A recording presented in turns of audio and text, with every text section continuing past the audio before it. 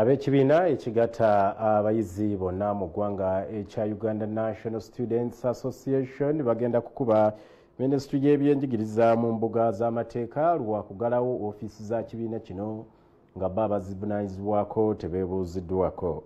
Kyaddiridde Ssaabawandiisi w'ekibiina kino okukubwa mu kkooti olw'okukwata obubi ensimbi z'ekibiina. Abakulembeze b'ekibiina obegattira abayizi bonna mu ggwanga ekya Uganda National Students Association bagenda kuddukira mu kkooti olw'omuwandiisi w'enkalakkalira minisitule y'ebyenjigiriza okusala okugalawo ofiisi zaabwe babadde bakolera emirimu. Bagamba nti ekyabadde Ssaabawandiisi waabwe Kyerukuto Skin Fred okukwata obyensimbi z'ekibiina kino minisitule n'esala okugalawo ofiisi zaabwe nga tebuuziddwa ku kyamu.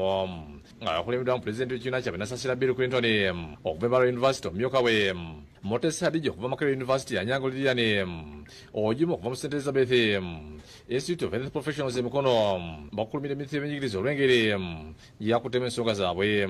Tulina abayizi abajja ku ofiisi be tubadde tuweerera mu ggwanga lyonna abalina scholarships za UNSA. Tubadde tulina abayizi be tugulira scholastic materials oba ebintu bye beetaaga mu masomero.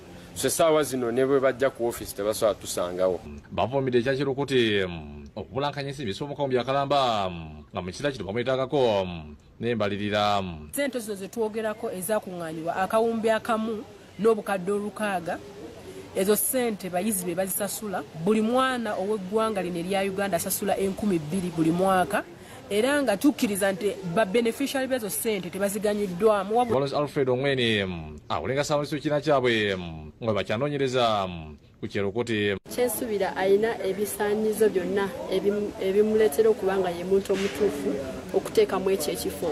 Tugenda ku having a meeting ne minisita twakamuwandiikira ebbaluwa zaffe 2 naye bwe kiba kiganye nga constitution bwetuwa amateeka era tujja kuyita organizations endala. Tubadde tukola ne organizations NGOs naye era tujja kugenda ne wa patron wa association yaffe nga ye president w'eggwanga okubaako ebintu bye tutereeza n'okulaba nti association etambula mu maaso. Kalakkalira mu minisitule y'ebyenjigiriza yaketteramu lukyayimiriza emirimu gya Kirukuti olw'okubulankanya ensimbi nga teyanoonyerezebwako.